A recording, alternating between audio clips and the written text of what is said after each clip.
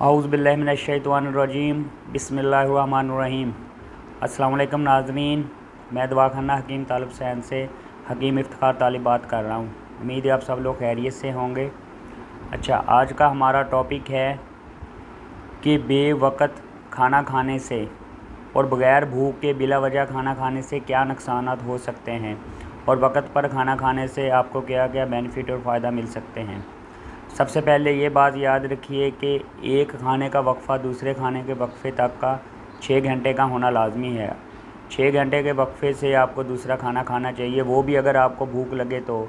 अगर आपको 6 घंटे के बाद भी भूख ना लगे तो आप बेशक नागा कर लें, खाना ना खाएं तो भी ठीक रहता है। अगर आपको असल भूख नहीं लगती और आप बिला वजह या कह लें कि आदतन खाना खा रहे हैं तो वो खाना आपको बिल्कुल भी फ़ायदा नहीं देगा। ना तो उससे आपका साले खून बनेगा, ना वो जिस्म को कोई ताकत देगा। वो सिर्फ़ आप अपनी ज़रूरत के लिए, वो अपनी आदत से मजबूर होकर खा रहे हैं, अपनी ज़रूरत के लिए नहीं खा रहे, ना जिस्म को उसकी ज़रूरत होती है।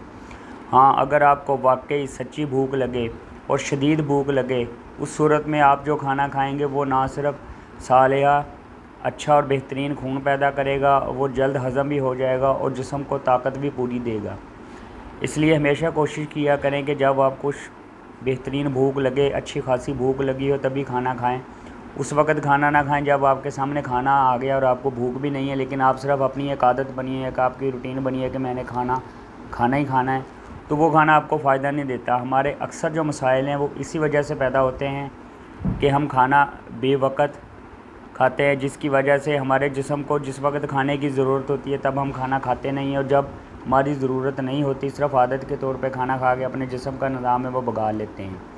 इसलिए कोशिश किया करें जब आपको भूख लगी हो तब खाना खाएं, ताकि आपके जिस्म को उसका पूरा फ़ायदा मिल सके। जब आपको भूख ना लगी हो, ज़बरदस्ती खाना खाने की कोशिश मत किया यार। उम्मीद है आपको मेरी ये वीडियो पसंद आई होगी। अल्लाह ताला आपको सेहत और तंदुरुस्ती दे, दुआ में याद रखिएगा। ओके, अल्लाह हाफिज़।